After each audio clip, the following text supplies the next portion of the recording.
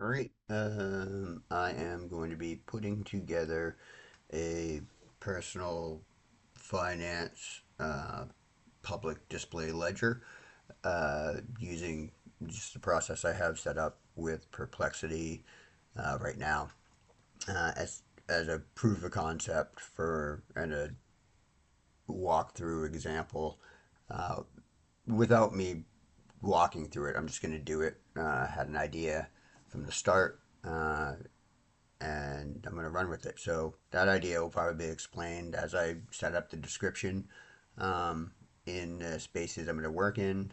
Uh, I'm not going to do any talking through it. And I'll probably step away to take breaks or whatever maybe if that comes into play. Um, but I'll have something playing in the background while I do my work. I'm going to be listening to a YouTube video that is, what is it? Stephen King's Lore Firestarter. I'm about a quarter of the way through it. It's 2 hours long. So yeah, if you can hear it in the background, then yeah, that's where we're at. So enjoy. Six, of the genetic experiment that had condemned them, he admitted that the most chilling detail wasn't the government conspiracy, but the description of Charlie's power, pyrokinesis, the ability to create fire with a thought. And then, the atmosphere in the room shifted. Literally. Charlie rushed in, her face drained of color, screaming that they were coming. At that moment, the thermometer on the wall began to climb.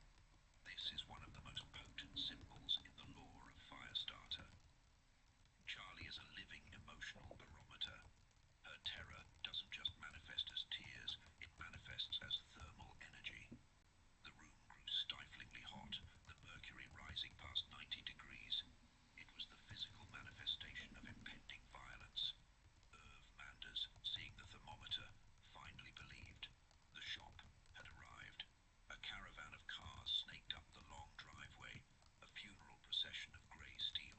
The agents, led by Al Steinowitz, stepped out with the arrogant confidence of men who hold all the cards. They didn't need warrants. They had the weight of the secret state behind them. They surrounded the farmhouse, guns drawn, demanding the assets. The confrontation on the porch was the breaking point. Irv Manders stood his ground, armed with a deer rifle and righteous indignation, shouting about trespassing and rights. But the shop agents didn't care about property laws. They saw only a biological weapon they needed to secure. When the violence finally erupted, it was chaotic and fast. An agent fired, splintering wood near Andy's head. Norma screamed. Irv was shot in the arm. And then Charlie let go. The psychological dam broke. For her entire life, Charlie had been told to push it down, to suppress the bad thing, to fear her own nature. But now, with her father's life in the balance, with the sanctity of this safe haven violated, she stopped holding back. The description of this release is not one of triumph, but of a terrifying, dreamy detachment. She smiled, a small Mona Lisa smile, as the heat rolled off her. It suggests that on some deep, primal level, the release of power felt good. It was the only time she was truly herself, uninhibited by the rules of a world that wanted to cage her. The violence that followed was elemental. It wasn't just fire. It was a weaponized disruption of reality. She focused on the agents charging the porch and their hair ignited. It was a grotesque, specific image, the smell of burning hair filling the autumn air. Al Steinowitz, the field commander, realized too late that the intelligence reports were woefully inadequate. He tried to negotiate, but he was talking to a force of nature. The death of Al Steinowitz is a pivotal moment in the lore. It is the moment Charlie crosses the threshold from fugitive to killer. The heat hit him like a physical blow. He didn't just burn, he melted. The description of his face running like tallow, his body becoming a burning bundle of rags, serves to strip away the humanity of the antagonist, reducing him to ash.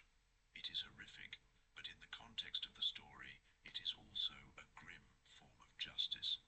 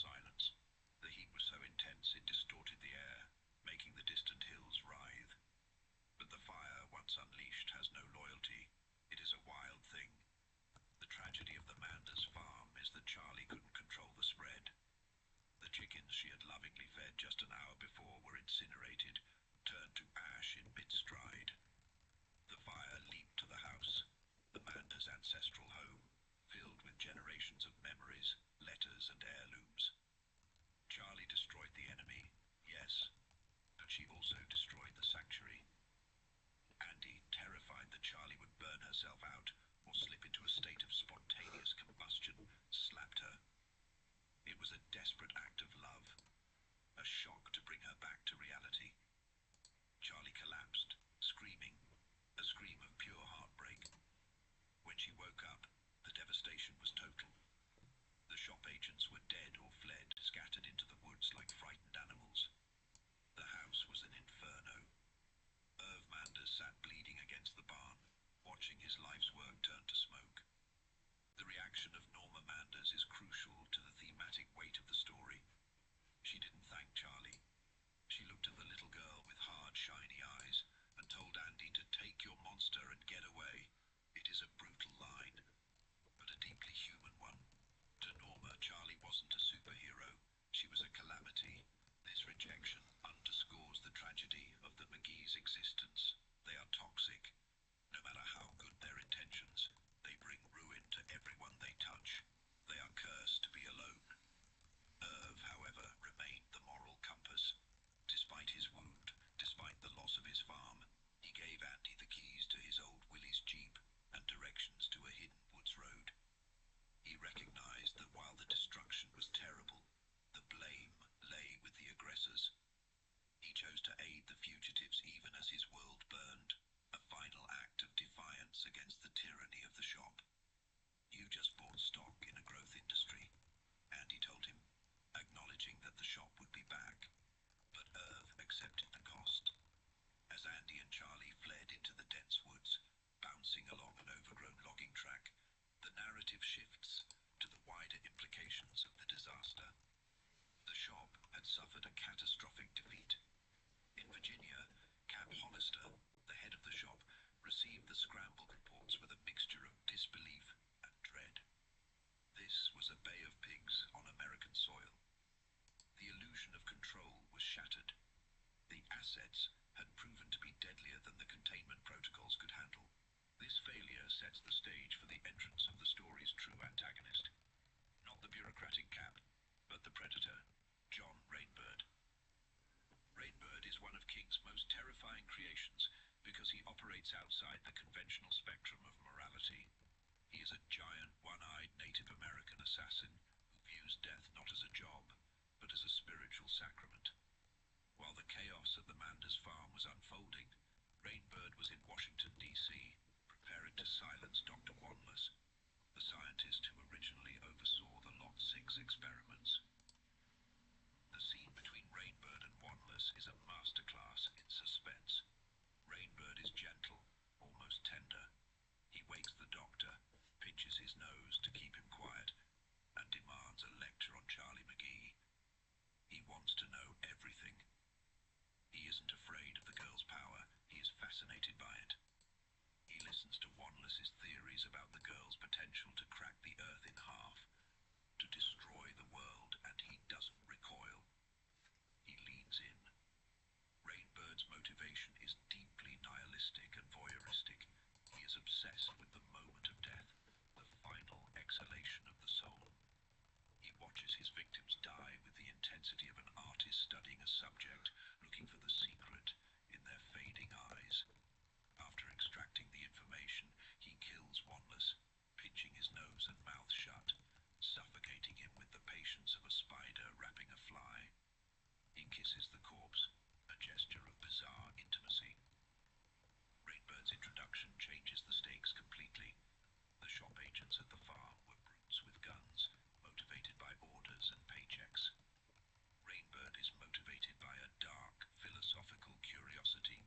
He wants to meet Charlie. He wants to be her friend.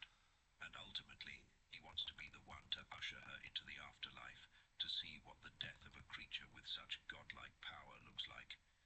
He views her not as a target, but as a prize.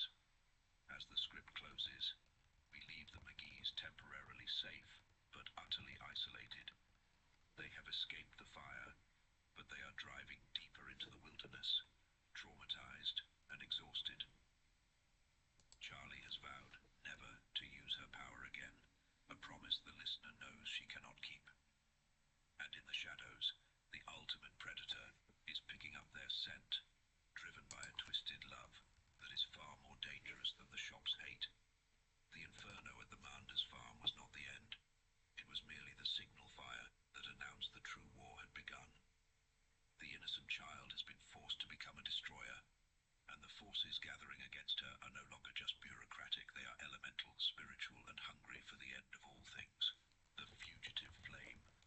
The wind cuts through the trees of northern Vermont with a sound like a low, persistent warning, a natural siren alerting the wild to intruders. Here, the seasons do not shift gently. They collapse into one another. In the dying light of October, the landscape of Tashmore is a tapestry of rust and blood-red leaves, a visual echo of the violence that has propelled a father and daughter to this desolate edge of the world. Andy and Charlie McGee arrive at the cottage on Tashmore Pond, not as vacationers seeking respite, but as refugees of a secret war. Their vehicle, a battered Willys Jeep, groaning under the strain of a mud-slicked escape.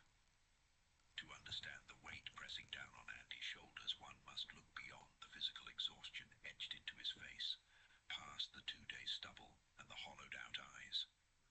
This is the exhaustion of a man who has been sprinting along the razor's edge of paranoia for 14 months. They have just survived a cataclysm at the Manders farm, a chaotic eruption of fire and fear, and now they are retreating into the ghosts of Andy's past. The cottage belongs to the memory of Grantham McGee, a place that once signified the innocent escapism of boyhood summers, now repurposed into a fortress against a faceless bureaucratic evil. When they reach the property line, marked by a rusted chain and a sign peppered with bullet holes from long-forgotten plinking, the psychological toll of their journey becomes tangible in a single object, a key ring. Andy holds a heavy bunch of keys, a metallic index of a life that has been systematically dismantled. There is the key to his office at the college in Harrison, Ohio, the key to the suburban house on Conifer Place, keys to doors he will never open again. We often think of keys as symbols of access and ownership, but for Andy, standing in the biting autumn air, they are heavy, useless talismans of a stolen identity. They are artifacts of a man who taught English and worried about mortgages, a man who died in spirit the moment his wife was murdered. There is a profound melancholy in the way he navigates the lock on the chain. It requires a specific, scratched key, a Yale key marked for Tashmore Pond. It is the only key that matters now. The others are just jagged metal memories. This moment highlights the jarring disconnect the fugitive feels. The mundane objects of the past persist even when the world they unlock has been obliterated. As they settle into the unheated cottage, the silence of the woods is a stark contrast to the roar of fire that usually follows them. The cottage is a time capsule, preserved in the dust of 3 winters. It smells of mildew and old pine, scents that trigger a rush of nostalgia so potent it borders on physical pain. For Andy, this nostalgia is a trap. He remembers sleeping here as a boy, dreaming harmless dreams. He remembers making love to his wife, Vicky, in the master bedroom. These memories are dangerous because they soften the hard shell he needs to survive. Grief, in this context, is a luxury he cannot afford, yet it is inescapable. Charlie, only a child, asks about electricity and phone lines, the lifelines of the modern world. Andy has to explain that they must live in the dark. To turn on the lights is to signal their existence to the shop, that shadowy intelligence agency that views them not as human beings, but as biological weaponry. This creates a terrifying inversion of the domestic ideal. To be safe, they must be cold. To be secure, they must be invisible. The very amenities that define a home.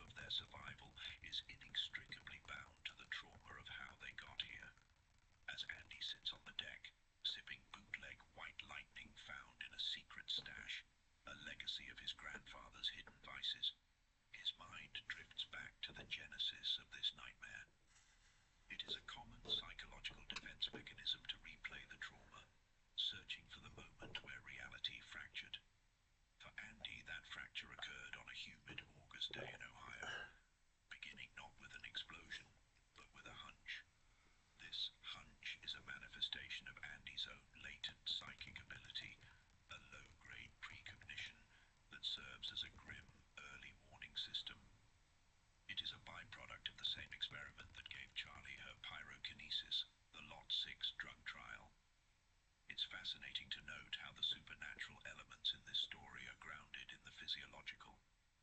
The hunch hits him like a physical blow, a sudden nausea and a throbbing in the fingers, interrupting a mundane lunch of creamed chicken.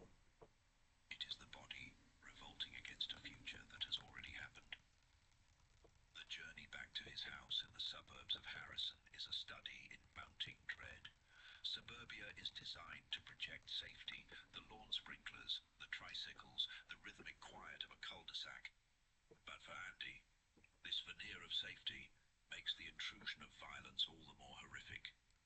When he arrives home to find the house silent, the air heavy with the cloying scent of lemon furniture polish, the domestic sanctity is shattered. The details are small, but screamingly wrong. A spilled salt shaker, an overturned chair.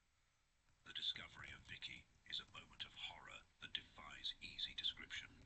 It is not just death, it is desecration. Finding her body crammed into the laundry closet beneath the ironing board speaks to the utilitarian cruelty of the shop.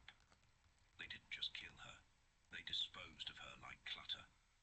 The revelation that her fingernails had been pulled out is a chilling detail that serves two narrative purposes. It confirms the torture she endured to protect Charlie's location, and it establishes the absolute ruthlessness of the antagonists. They are not merely government agents. They are torturers in grey vans. The psychological shock Andy experiences is profound. He nearly retreats into madness, hearing the ironing board snap down like a guillotine in his mind over and over. But the human mind has a failsafe, a cold clarity that descends in moments of absolute catastrophe. The realization that Charlie is the target overrides the grief. This is the primal drive of the parent. The biological imperative to protect the offspring suppresses the emotional collapse of the partner's death. He kisses his wife's cold lips, a final farewell, and then the soldier within him takes over.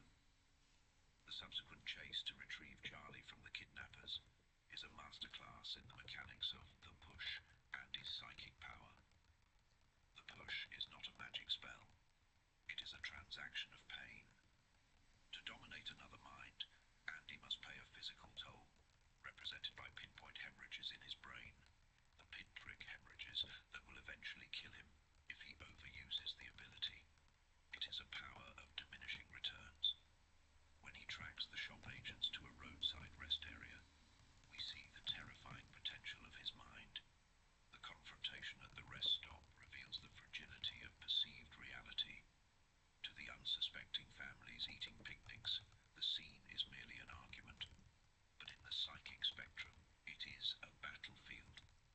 Andy confronts the agents holding his daughter, and he unleashes his will. He convinces a man holding a gun that the weapon is red hot, blistering his hand with a psychosomatic burn. He strikes another man blind with a single sentence. This creates a disturbing philosophical question. If the mind can be convinced of physical injury so deeply that the body manifests blisters, what is reality? Andy essentially hacks their nervous systems, but the cost is immediate. The black horse, Andy's metaphor for the blinding migraines that follow a push, comes galloping out of the dark stables of his mind. He is damaging his own physiology to save his daughter, sacrificing his long-term survival for her immediate safety. The escape from the rest stop leads to a motel room, a temporary sanctuary that becomes the setting for another heartbreaking display of power. Charlie, overwhelmed by the realization of her mother's death, cannot process the grief with tears alone. Her power, pyrokinesis, is emotionally linked. It is the externalization of internal turmoil. When the reality hits her that mommy isn't coming, the bathroom explodes in heat. The tiles crack, the porcelain fuses, the towels smolder. This scene is a poignant metaphor for the destructive nature of repressed trauma. A child's grief is already a volatile force. In Charlie's case, it is literally incendiary. Andy holding her in the ozone-scented, heat-blasted ruin of a Best Western bathroom is the defining image of their relationship. A father trying to contain a force of nature with nothing but a hug.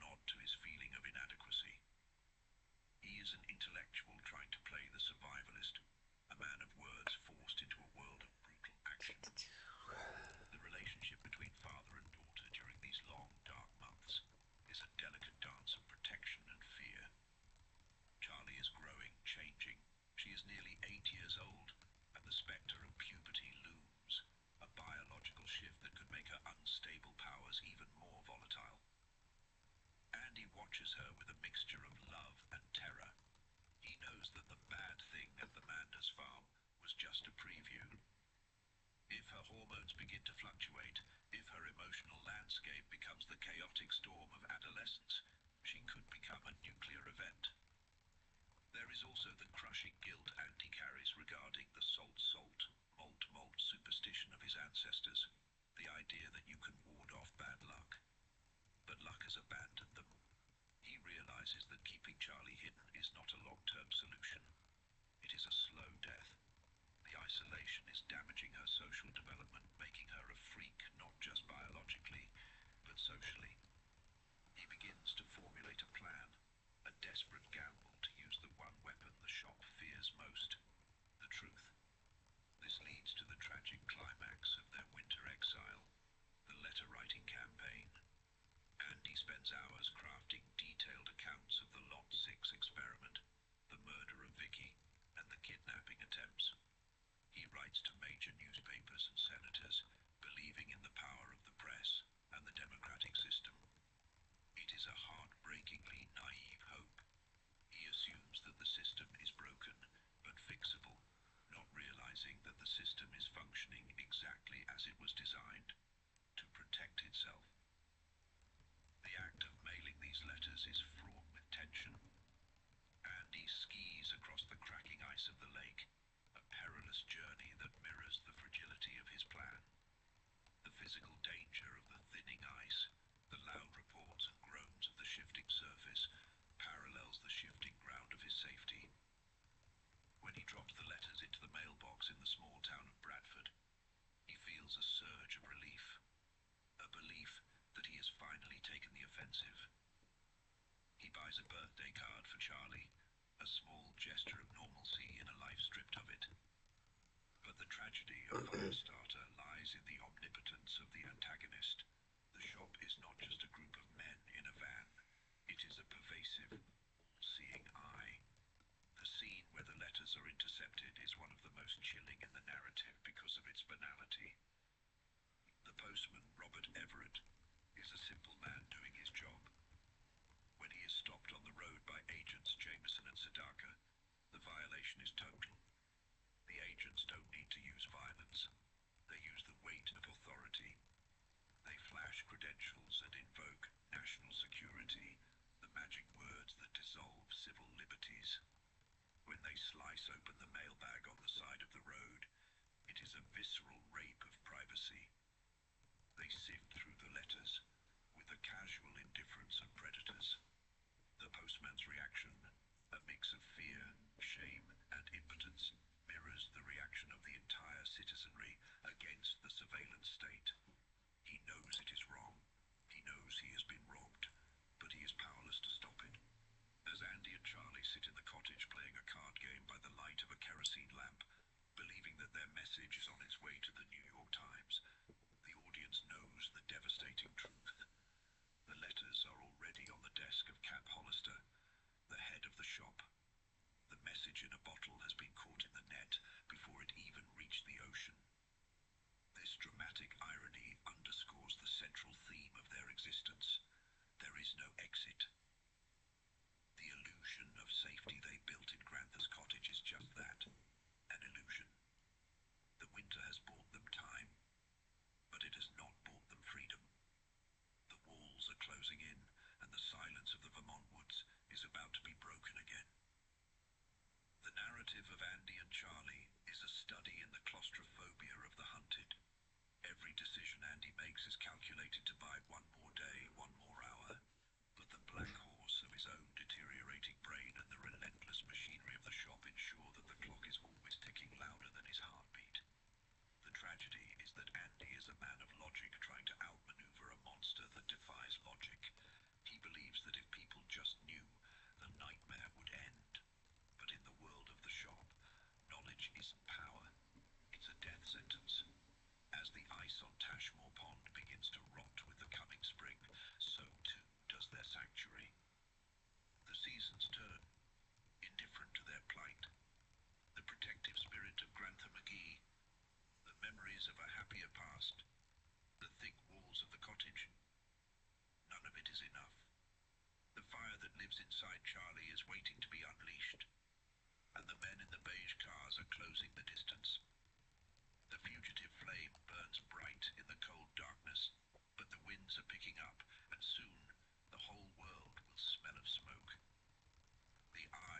assassin. On a rain-swept March afternoon, the head of the shop, Cap Hollister, sat in his office paralyzed by a specific, gnawing dread.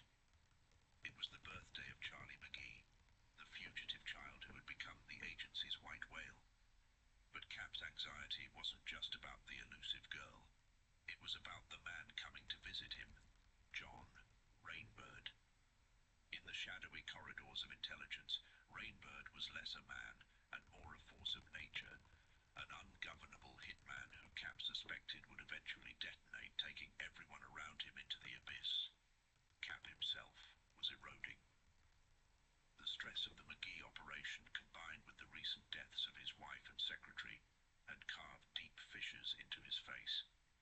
He felt infected by a cancer of credibility. In the high-stakes world of covert operations, losing confidence was terminal. He stared at the surveillance photos of Andy and Charlie McGee in Vermont, hiding out at an ancestral cabin. The shop had found them through cold, hard data, tracing family property lines rather than psychics. They had the targets under passive surveillance, waiting for the ice to melt, waiting for the trap to snap shut. The plan relied on Dr. Hochstetter's psychological profiling. The shop's experts believed that McGee's psychic abilities, Andy's mind control, push, and Charlie's pyrokinesis were triggered by will. If the shop could suppress that will with heavy sedatives like thorazine and a new drug called orosin, they could turn these human weapons into pliable vegetables. They didn't care about Andy. He was a burnt-out husk. But the girl, she represented the Z factor, a genetic mutation that promised power beyond nuclear weaponry. Cap envisioned a future of eugenics and human breeding farms, a legacy that would secure his place in history. Then Rainbird arrived. The assassin entered wearing his trademark shabby leather and jeans, a walking juxtaposition of poverty and supreme lethality. His face was a ruin, dominated by a glass eye and a terrifying singular gaze. Rainbird wasn't just there to receive orders. He was there to dictate terms.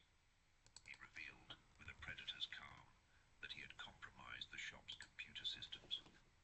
For years, he had been gathering evidence of the agency's darkest crimes. He held Cap's life and the agency's future in his scarred hands. Rainbird agreed to capture the McGees, but his price was specific and chilling. He didn't want money. He wanted the girl. Not in a sexual sense. Rainbird viewed such base desires with contempt, but in a spiritual, almost nihilistic way. He saw Charlie not as a weapon, but as a possessor of godlike power.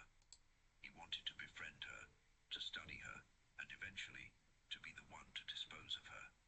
He wanted to look into the face of that power and understand it before extinguishing it. Cap, cornered and desperate to save his own skin, agreed to this devil's bargain. Meanwhile, at Tashmore Pond, the trap was already primed. Andy McGee was vibrating with a hunch, that psychic intuition that served as his early warning system. But it was too late. The silence of the woods, usually alive with spring birdsong, was heavy and artificial. He and Charlie packed their battered suitcases, preparing to run to the media, hoping to expose the shop before it was too late. As they stepped out of the cabin, the bright sun blinded them, and the melting snow dripped with a sound like a high, sustained violin note, a tension that stretched the nerves to the breaking point. High in a spruce tree, John Rainbird waited. He was strapped to the trunk with lineman's spikes, his depth perception sharpened by adrenaline and a terrifying, focused calm. He held a customized rifle, loaded not with lead, but with a dart containing the drug orosin. He watched the father and daughter emerge. Through his scope, Charlie's blue parka was a perfect target against the snow. Rainbird offered a silent prayer to the Great Spirit to guide his hand, blending his indigenous heritage with his role as a government butcher. He squeezed the trigger. There was no bang, only a soft expulsion of air. On the porch, Charlie stiffened. The dart protruded from her throat. She looked at her father, her eyes wide with confusion and betrayal, before her small hands clawed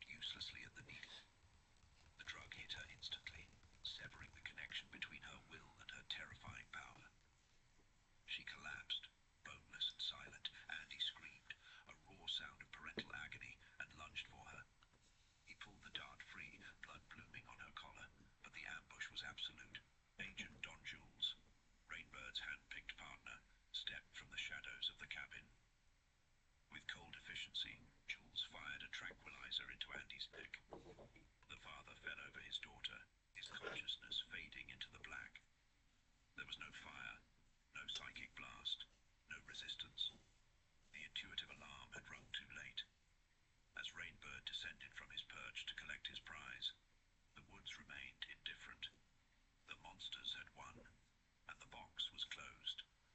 The blackout at Longmont.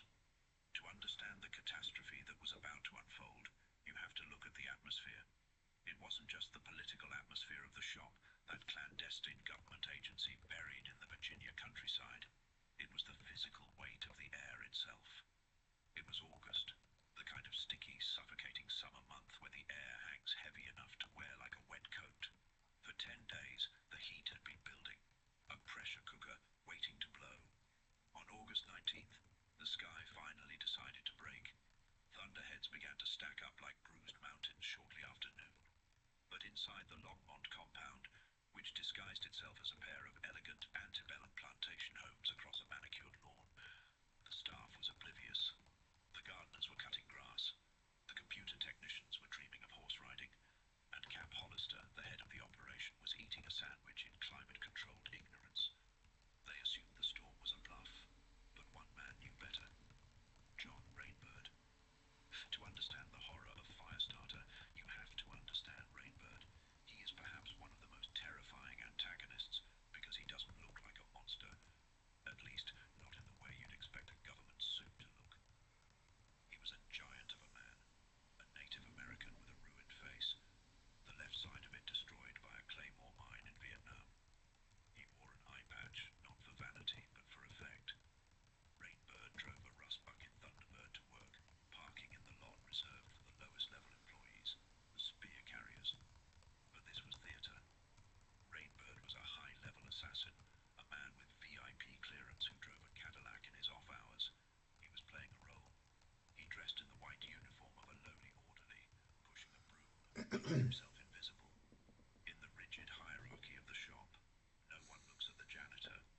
If you are a scientist or an administrator, the guy mopping the floor is just furniture. And that is exactly where Rainbird wanted to be, unseen, watching, waiting. He was hunting.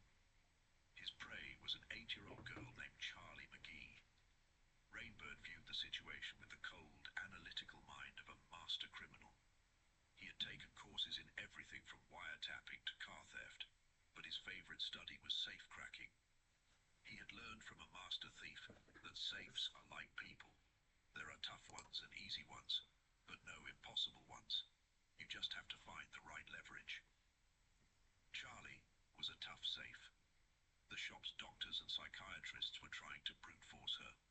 They were trying to drug her into submission, to force her to use her pyrokinetic powers, her ability to start fires with her mind, by showing her ink blots and analyzing her fire conflict. Rainbird thought they were fools. They were trying to peel the safe from the back with explosives, which, as any good thief knows, destroys the money inside. Rainbird wanted the girl intact. He wanted to win her trust. He wanted to become her only friend in this gulag, make her love him. And then, only when he had seen the secrets of the universe in her dying eyes, would he kill her. It was a psychosexual obsession with death and power, masked by a janitor's uniform. He sensed the storm coming. His shattered bones ached. He clocked in early, ignoring the petty insults of the ship's supervisor, Norton. He was heading for Charlie's quarters deep underground. He needed to be close to her. He was looking for that one crack in her armor, that one moment where he could insert his chisel. The storm hit at 3:30 in the afternoon. It wasn't just rain. It was a violent assault of hail and wind, followed by a terrifying electrical display. Lightning hammered the power stations that fed the shop. Now, an organization as paranoid and well-funded as the shop should have been prepared for this. They had backup generators. They had a primary backup system for the vital computers and fences, and a secondary backup for the lights and air conditioning. But here, King gives us a delicious slice of bureaucratic reality. The backup systems had been installed years ago by a corrupt contractor, a senator's brother-in-law who had cut corners to skim profits, so when the lightning took out the main grid,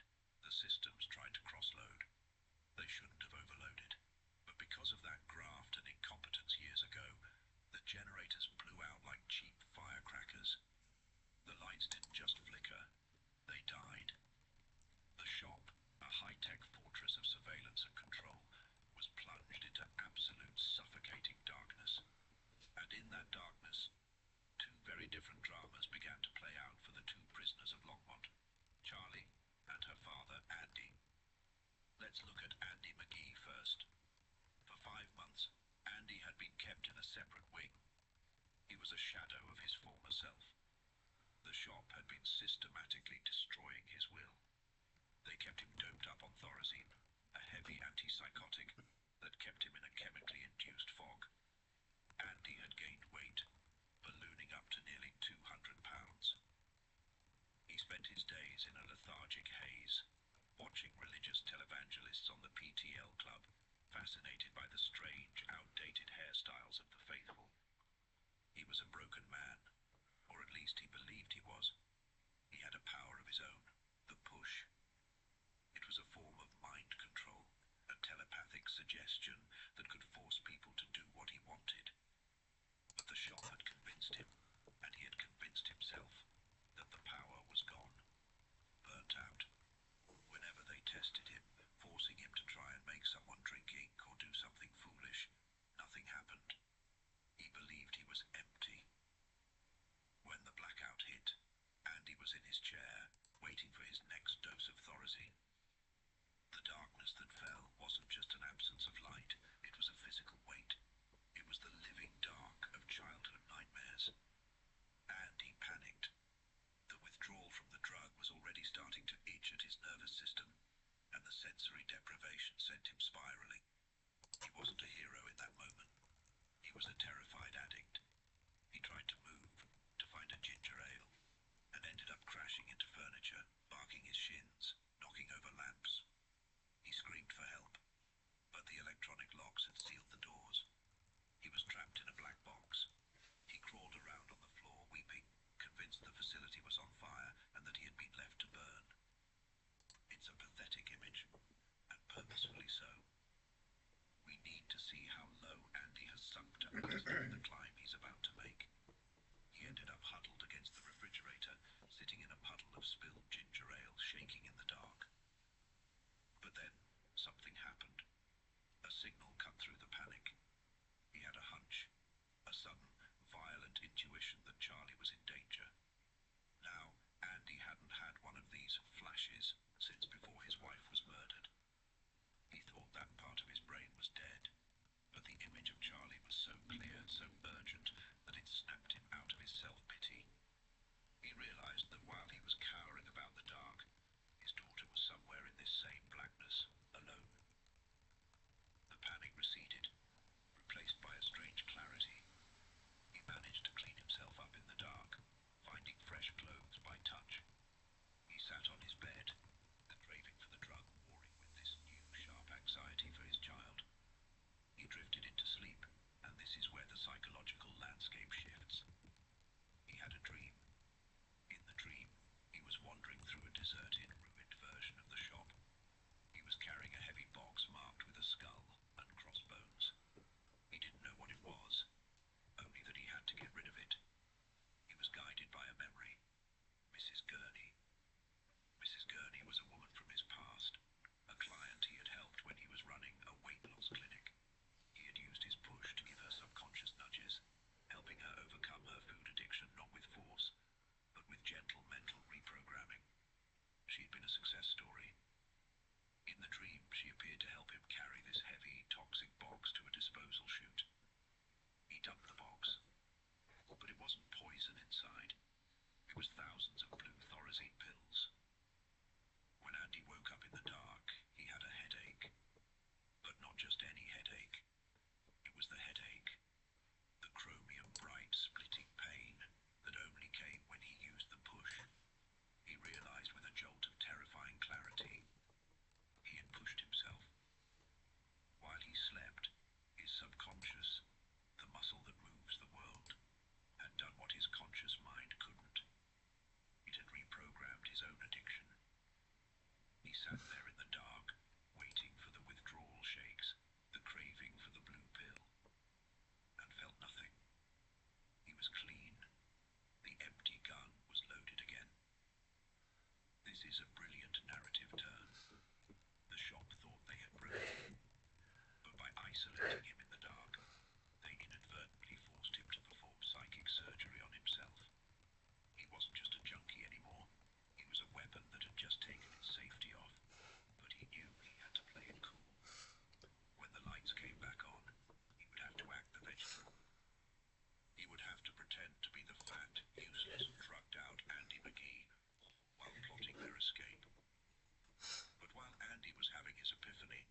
much more sinister scene was playing out in Charlie's quarters.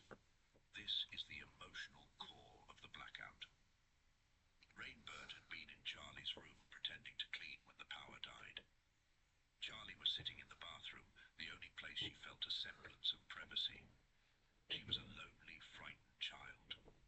The shop had surrounded her with fake mother figures, women with cold eyes who tried to manipulate her. The only person who seemed real to her, who seemed harmless, was the janitor with the eye patch. He was ugly, he was scarred, but he was quiet. He didn't ask her to light fires.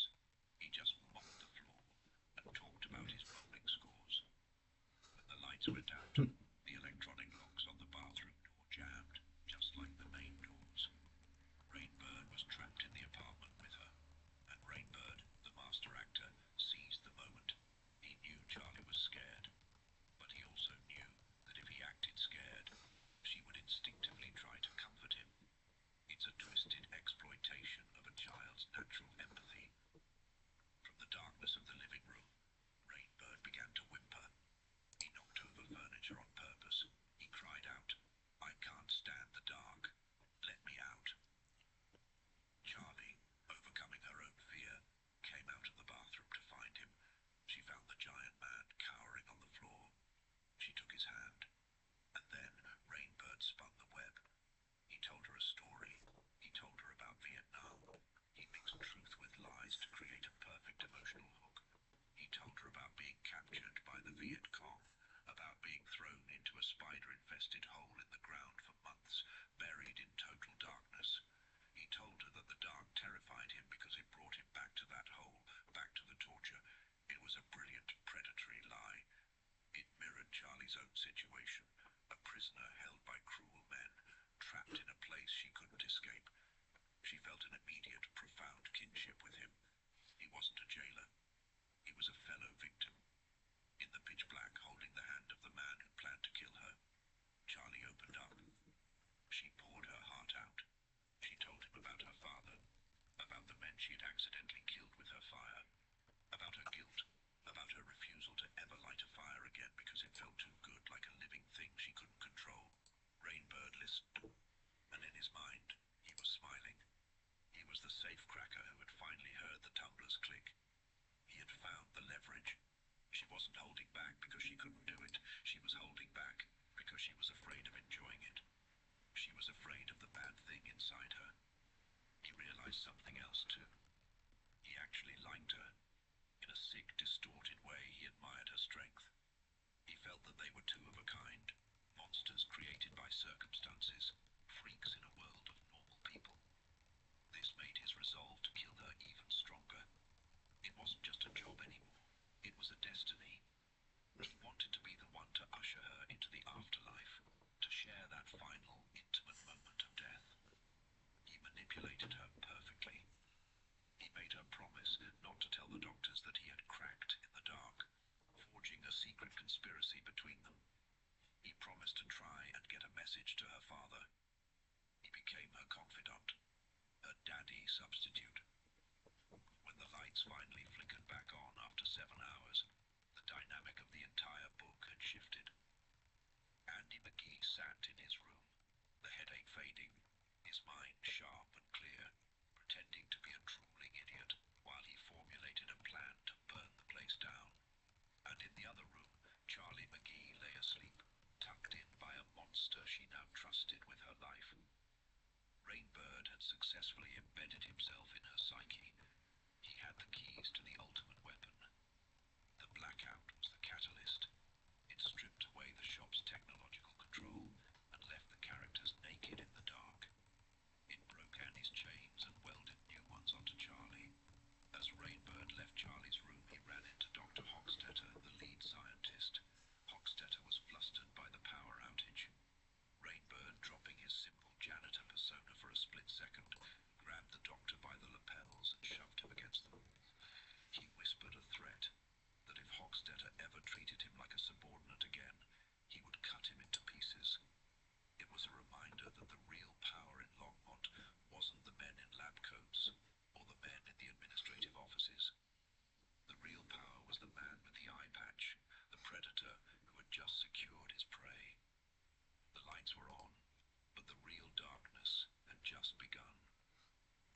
tragedy of Firestarter is that just as the father finds the strength to save his daughter, the daughter has unknowingly handed herself over to the executioner. This chapter, The Blackout, is a masterclass in psychological tension. King takes a static setting, a power outage, and uses it to completely invert the status quo. It serves as a reminder that in a world of psychic powers and government conspiracies, the most dangerous weapon is still the ability to lie, and the most powerful force is the human will to survive. Andy McGee has woken up, but he might be too late. The spider has already caught the fly, and that is the terrifying reality of the rabbit hole in Maine, or in this case Virginia. Sometimes when the lights go out, the monsters don't come out from under the bed. Sometimes you're holding their hand, and you don't even know it. The girl, the spy, and the fire. The storm had broken over eastern Virginia, leaving behind a humid, suffocating summer silence. The kind that sticks to your skin and makes the air feel heavy with unsaid things. While the outside world turned with the mundane rhythm of school buses and political rumors in nearby DC, a very different sterile ecosystem hummed beneath the manicured grounds of the shop's headquarters. Here, in the environmentally controlled quiet of the antebellum houses and the subterranean levels honeycombed beneath them, time moved differently. It moved to the ticking clock of a predator stalking its prey. For Charlie McGee, the 8-year-old girl with a son in her chest, survival had become a confusing game of trust and manipulation. She was being tutored now, a concession she had made, not for the cold scientist like Dr. Hochstetter, but for John Rainbird, the friendly, one-eyed orderly who mopped the floors and spoke to her in hushed conspiratorial tones in the kitchen, the only place he claimed that wasn't bugged. This is the insidious brilliance of the shop's containment strategy, embodied by Rainbird. While the scientists viewed Charlie as a lab rat, Rainbird understood she was a human child, starving for affection and stability. He became the father figure she was denied, using his own disfigurement, the result of war, to forge a bond of mutual outsider status. He played the role of the uneducated, empathetic friend, slowly eroding her resistance. He planted the seed that cooperation wasn't surrender, it was a transaction. If she showed them her power, she could demand things. Fresh air, a view of the sun, perhaps even a visit with her father. It was a lie, of course, a monstrous, calculated fiction. Rainbird knew, as Charlie did not, that her father, Andy McGee, was never going to be released. But the lie gave Charlie agency, or the illusion of it. Rainbird played on her fears of her own power, her pyrokinesis, likening control of the fire to toilet training, a crude but effective metaphor for a child. He urged her to practice, to show the flash before taking the cash. Meanwhile, in another sector of the compound, Andy McGee was fighting a silent war of his own. The shop believed him to be a burnt-out husk, a man whose psychic push, the ability to mentally dominate others, had been extinguished by drugs and trauma. They saw a fat, lethargic addict, content to watch TV and swallow his pills. But Andy was playing the long game, a performance of vapidity that would have shamed a professional actor. He was cheeking his pills, spitting them into soda cans, and waiting. His opportunity came in the form of Dr. Herman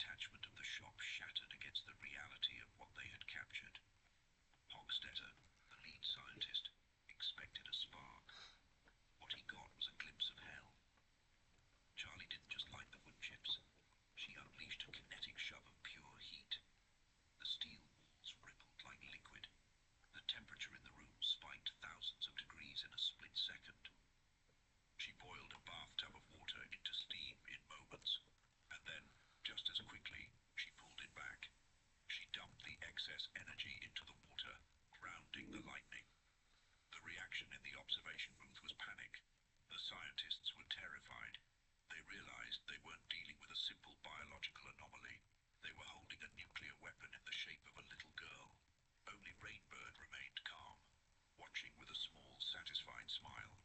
He saw the potential for destruction not as a threat, but as a validation of his endgame. He knew that eventually he would have to kill her. He planned to be the one to look into her eyes as the light went out. A final act of intimacy in a relationship built entirely on betrayal. Following the test, the dynamic shifted. The scientists, led by the erratic Hochstetter, were ecstatic with the data but terrified of the subject. They wanted to lock her down.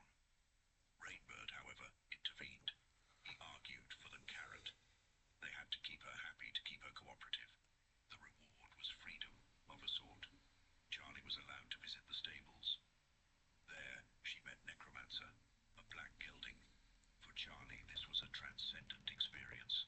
The horse offered a connection that was pure, uncomplicated by lies or hidden agendas. Necromancer, a name meaning wizard or sorcerer, became her anchor.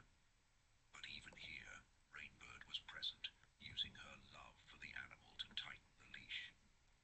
He insinuated that her continued access to the horse, and eventually her father, depended entirely on her good behavior. While Charlie was finding a moment of peace, the seeds Andy had planted in Dr. Pinchot's mind bore grotesque fruit. The push works by ricocheting around the victim's mind, amplifying their own neuroses. Pinchot, already unstable and harboring deep-seated shame regarding his secret cross-dressing, unraveled completely. The trigger Andy had implanted, the garbage disposal, merged with his self-loathing. In a horrifying sequence of events, Pinchot went home, dressed in his wife's undergarments, and ground his own arm into the kitchen disposal unit. It was a gruesome, violent suicide, a physical manifestation of the psychic damage Andy had inflicted. It was a stark reminder that the push is not a clean power. It is messy, brutal, and often fatal. But for Andy, Pinchot's death was a key. It was the chaos he needed. Cap Hollister, the head of the shop, brought Andy in to break the news, suspecting that Andy might be involved, but unable to prove it. He tried to rattle Andy to see if the vegetable mask would slip. Andy, however, turned the interrogation into a counter-strike. In the privacy of Cap's office, which Andy gambled was swept for bugs to protect Cap's own secrets, he dropped the act. He unleashed the push on Cap Hollister. It was a desperate move. Andy's nose bled, his head pounded with the agony of a stroke, but he hammered at Cap's will. He forced the director of the shop to believe that taking Andy to Pinchot's funeral was his own idea. He implanted the command that they would ride alone, and that they would discuss reuniting Andy with Charlie. It is a chilling reversal of power. The prisoner, through sheer force of will and at great physical cost, hijacked the mind of the warden. Andy wasn't just fighting for escape. He was fighting for the chance to save his daughter from the creature he now knew was stalking her. The one-eyed man, Rainbird. The narrative closes with a glimpse into Charlie's dreams, which have turned prophetic and dark. She dreams of riding Necromancer through a forest. The ride is exhilarating, a blur of speed and wind, but the woods are burning behind her. The fire is hers, and she is outrunning it, seeking the light, seeking the ocean where she imagines she and her father can live in peace. But the dream ends in betrayal. As she breaks into the clearing, the light is blocked by a silhouette. At first her heart leaps thinking it is her father, but the figure is too tall. It is the dark shape of the man she trusts, the man who gave her the horse. The silhouette draws a gun, and the horses begin to scream. This dream sequence serves as a potent thematic summary of the entire situation. The fire is Charlie's power, dangerous but a source of freedom if she can outrun the destruction. The woods are the shop, a trap she is speeding through. And the silhouette is the ultimate tragedy of her young life. The realization that her Uncle John is actually the angel of death, waiting at the end of the road to extinguish her light.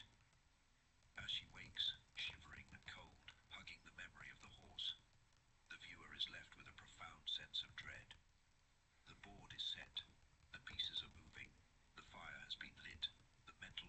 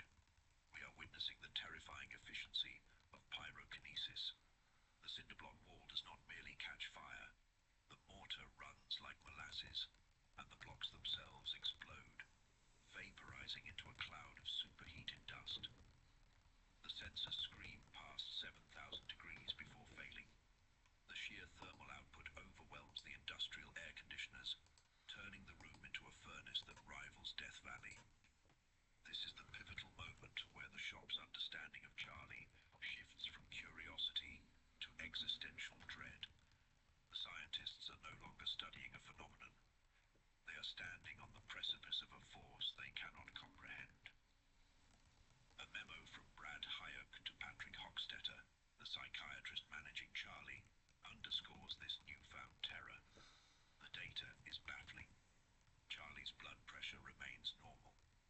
Her metabolic rate is that of a child reading a book. She burns almost no calories while generating temperatures that rival a nuclear detonation. This breaks the laws of thermodynamics as we know them. If she isn't burning her own energy to create this heat, she is acting as a conduit, a lens focusing energy from somewhere else. Hugh, a man of science, is reduced to theological trembling, referring to the girl as a crack in the smelter of creation. He fears not just for the facility, but for the stability of the universe itself. He suggests, with the heavy heart of a father, that she be neutralized. The psychological landscape is shifting as violently as the physical one.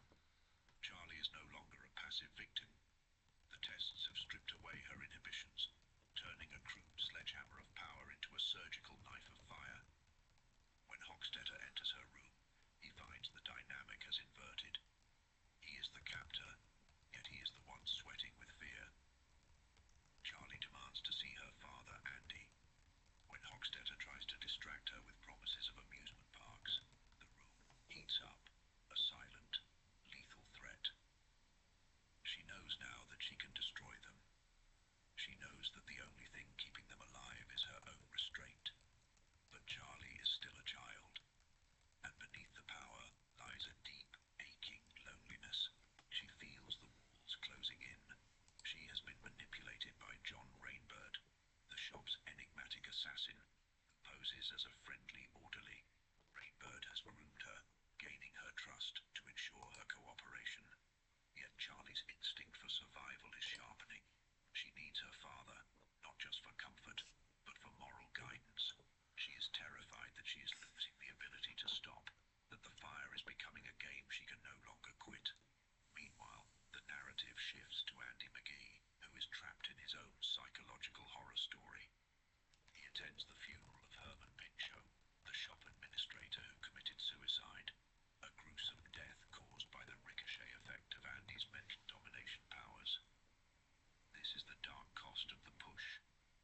When Andy forces his will upon another mind, he risks planting a suggestion that echoes and amplifies until it tears the victim's psyche apart.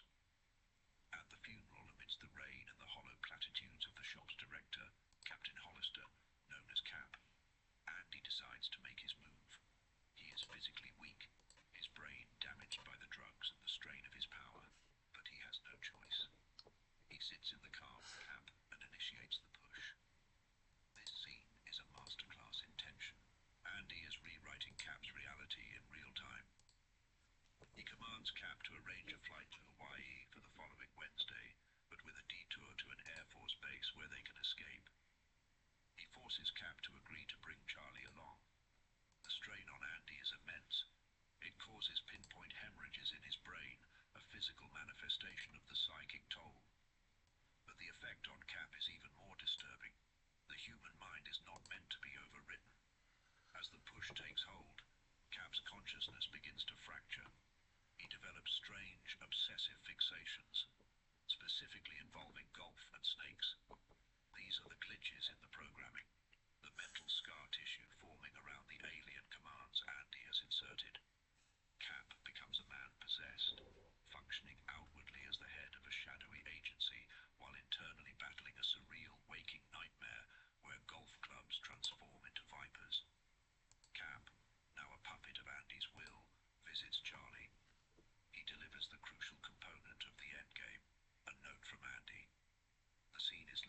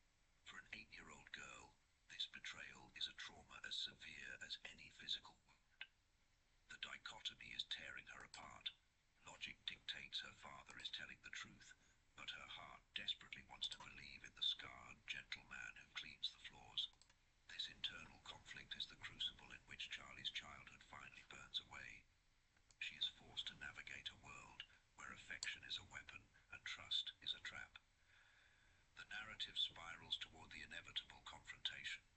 Hochstetter, monitoring Charlie, watches in horror as her subconscious rage manifests during sleep.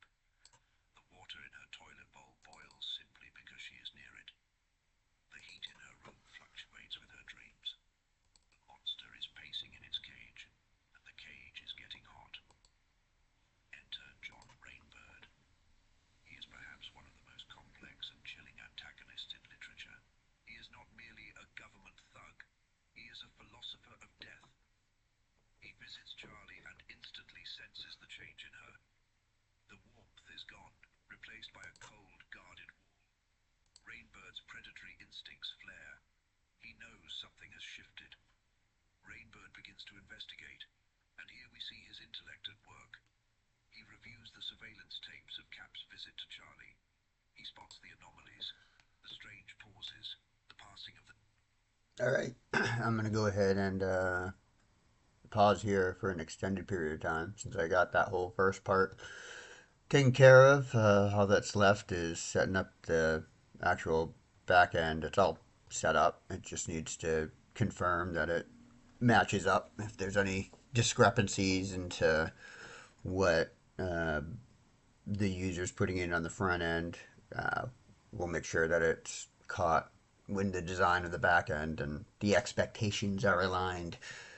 Then so yeah, I'm gonna go ahead and take a break, stand up, walk around, uh, and probably come back to this later. I don't know if I'll record the last part of it. It's basically what you saw here, nothing too crazy. Um, but the point is, I'm working mostly within Perplexity, doing everything in a step by step way, documenting it as I go along.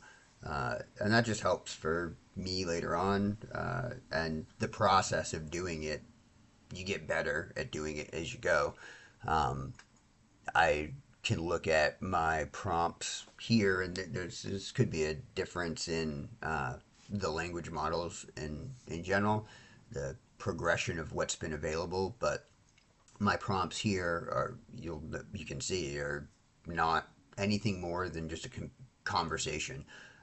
What I would be talking to a developer, I'm having this conversation with Perplexity, and Perplexity is taking care of the the developer work in no time. So yeah, that's I think I'm done. I think I'm done with explaining this process in this video here. Bye bye.